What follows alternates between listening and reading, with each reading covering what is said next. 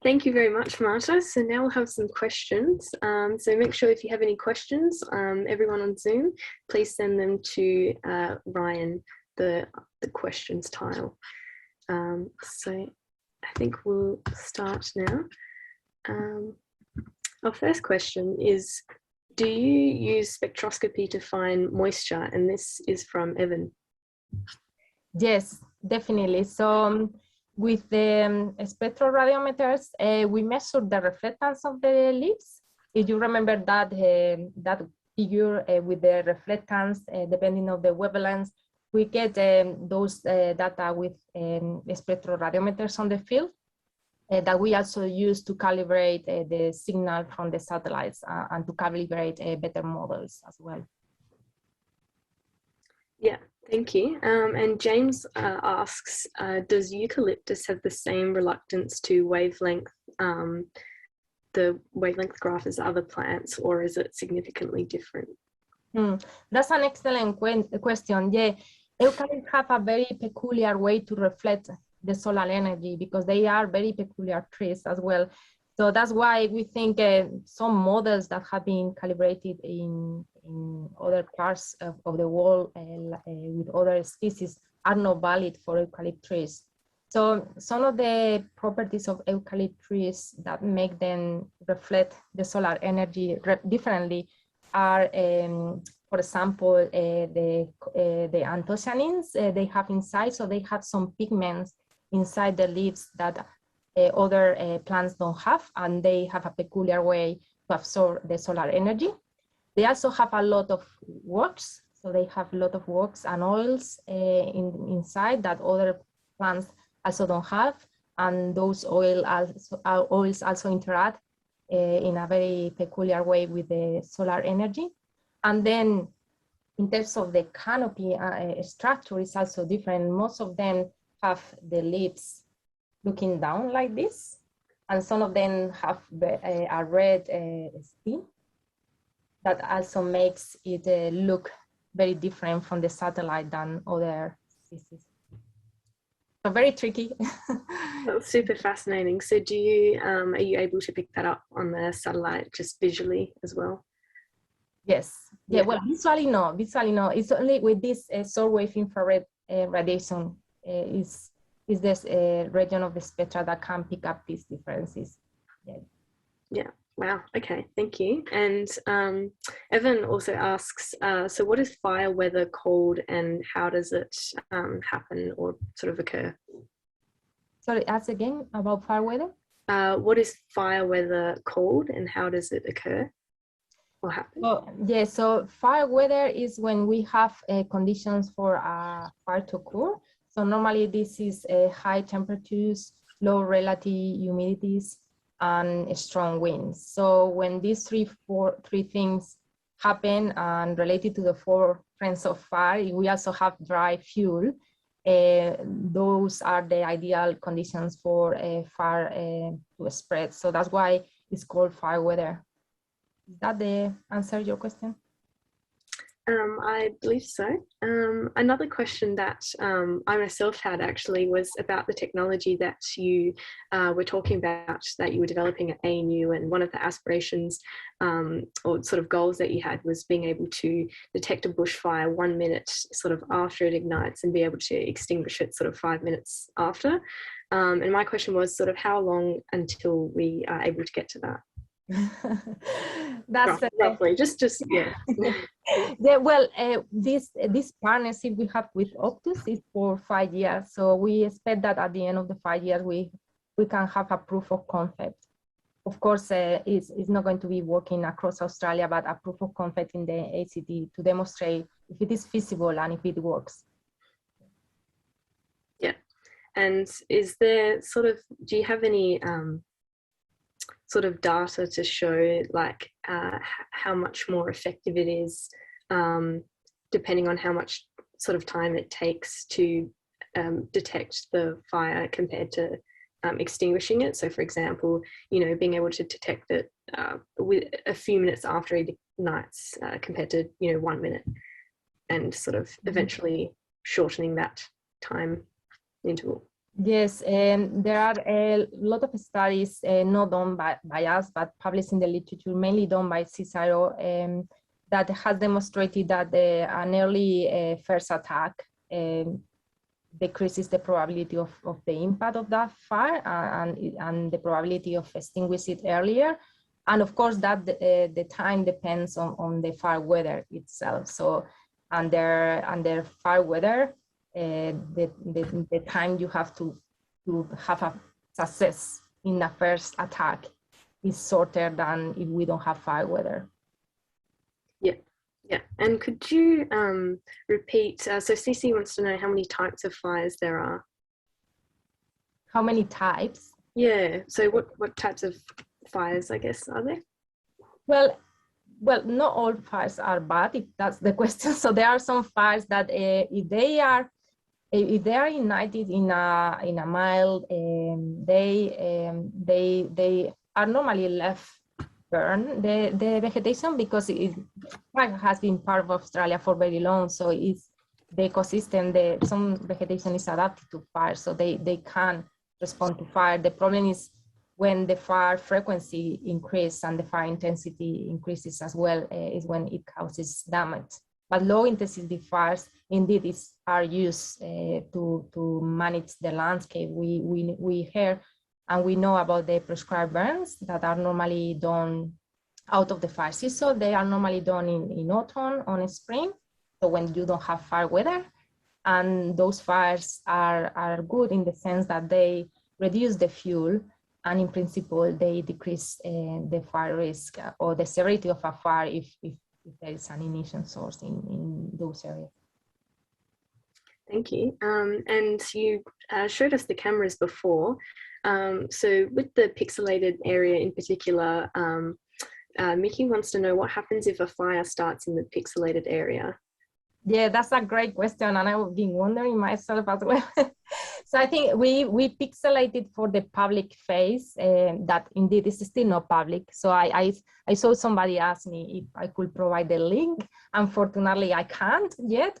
It's something that we want to do in the longer term, because one of the ideas we had also is to crowdsource the inspection of fires looking at the camera. So if we are able to open these cameras to the public in general and even international, we can have a lot more eyes looking at the cameras and detecting fires, and potentially 24 hours. So while we are sleeping, we may have people in the northern hemisphere that may be bored and want to have a look at the camera feed, so want to help us inspecting the fires.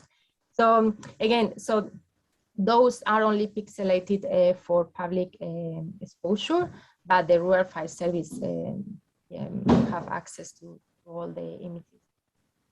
Yeah. And do you try and sort of restrict the sort of amount of pixelated areas to be as small and as accurate as possible, so you're not pixelating, for example, bush fire prone areas, for example? Exactly. Yeah. Yeah. Yeah. And it's probably the immediate view under the camera. Yeah. Yeah. Yeah. And Cece asks, have you seen any fires in real life before? So I assume, like, when you've been watching them, you know, have you seen any start perhaps or ignite? Sorry, do you mean with the cameras or in person? Either. Yeah. Yeah. So I've been mainly in a lot of prescribed burns. That's the ideal situation for scientists to be on the ground, because prescribed burns are normally controlled. Sometimes they go out of control, unfortunately, but most of the times it's all controlled. So it's quite safe to be there. And being in the fire teaches you a lot of things. So it's not the same to imagine how fire managers operate than being there and actually seeing them in action, and trying to use your information for them to plan how a burn is going to be carried. So yes, I've been mainly in prescribed burns and wildfires. I have only seen them in the distance, and I bet most of you may have seen a fire during the 1920 season, because yeah, most of us were exposed closer or for later. Yeah, thank you. AC also asks, so AC is in California and they're currently suffering from major fires started by lightning. And they want to know, can satellite weather predictions combined with ground susceptibility space observations be used to help predict the areas of greatest danger? Yeah, that's an awesome question. Yes, and that's also our intention. I didn't mention, but we also want to target fires ignited by lightning, because those are normally the most challenging fires, because first of all, they normally happen in remote locations, so they are hard to see and hard to fight, because normally aerial resources need to be winded into the fire. And yes, so they are very tricky. So what we are intending to do, and we have a lot of collaborators to help us with that, is to combine lighting predictions. So there are predictions where the lightning storm may go, and then combine this with the condition of the fuel and the weather to know what's the likelihood of a specific lightning strike to ignite a fire. So one of the challenging things is that when there is a lightning storm, there can be like thousands of strikes. So as you can imagine, if the firefighters need to inspect all the strikes to see if there has been an ignition, it can take a lot of time. So one of the things we want to do is to prioritize which lightning strikes to inspect for an inspection for a potential ignition. So instead of having to use the drone, for example, to look for an ignition in the 1,000 strikes, we know that with modeling, only 10 of those may lead into a ignition. We may only inspect those.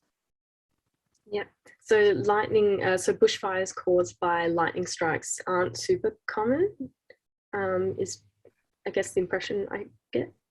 Well, in Australia, it's not the major cause of fires, but they are the major cause of burn areas. So there are less fires, but they cause the most damage when they happen. Oh, I see. And you were saying that you have a lot of collaborators as well. Are many of them international?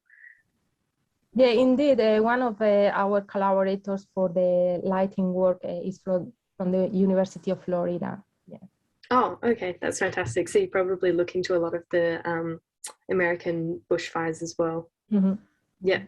And have you been able to apply a lot of the technology that you're and sort of observations you're doing now to the bushfires over there? Yes, we have applied some of the modeling for fuel moisture content conditions in California as well, and in the United States. And yes, like a couple of months ago, with some collaborators from the University of Stanford, we also published some maps before the fire season showing how dry the landscape was, and we were alerting that the landscape was a lot drier than the average of the latest 15 years or so. So yeah. Wow. Okay. And what would you say? Would you say our future is like? What is the sort of landscape and sort of yeah, I guess what does it look like for the future of bushfires? Are they, I guess the current sort of agreed prediction is that they're going to get more and more common. You know, what do you think, and what does this mean for us? Yes, unfortunately, that's the agreement, that the fires are going to be more frequent, more intense, and therefore also the opportunities for fire managers to do some planning is getting shorter and shorter because the fire seasons overlap as well, and also that makes it more challenging to have also help from other countries. You know, when we are in fire seasons, normally we get resources from United States or Canada or other countries, and the other way around. You may have heard that some Australian firefighters flew to California to help them. So that's going to be more and more challenging because our fire seasons are overlapping. So that's why we think that we need to put a lot more emphasis on fire prevention. So to avoid fires to ignite, and if they ignite, again, detecting them as soon as possible and put them out quickly, because the conditions that we will have in the landscape, that is going to be drier and drier, and the weather is warmer. So whereas in the past we could afford a bit of time to respond to a fire ignition, now we cannot afford that time, because if we leave it for 20-30 minutes, that is the average response time, and that fire is going to be out of control already. Yeah. And to wrap up, I guess, with our last question, or second last question, what can the young stars do to help build a future where we can all live in prosperity, I guess? Well, it all comes to take care of our environment and do the best to help with slowing down climate change. So any action in that sense will dramatically help to slow down climate change. So things like using your bikes, walking to school, reduce the use of cars, recycling, and all these kind of things that we all know that can contribute to reduce the impacts of climate change are things that indirectly will help bushfire management as well, because climate change have, as you can imagine, and what we have said already, it have a indirect impact in bushfires, because it affects weather, and weather affects the bushfires. So. Thank you very much, Marta, and thank you for your talk today. It was fantastic to hear about how satellite-based information can help, and data and technology, and all of your progress can help inform how we respond to bushfires and managing bushfires. So I'll pass on to James now to wrap up. Thank you. Thank you for having me. Yeah, again, thank you so much, Marta and Sophia. It's really amazing to see how these space and aero technologies like satellite imaging, drone operation, rapid response, remote water bombing can be used to provide bushfire support and response down here on Earth. I personally find these high-tech solutions very exciting. I hope that in the future, this can help to save homes, lives, and the beautiful plants and animals that we have here in Australia and more broadly across the world. As a final wrap-up question for Marta, what's the favorite part of your job as a scientist?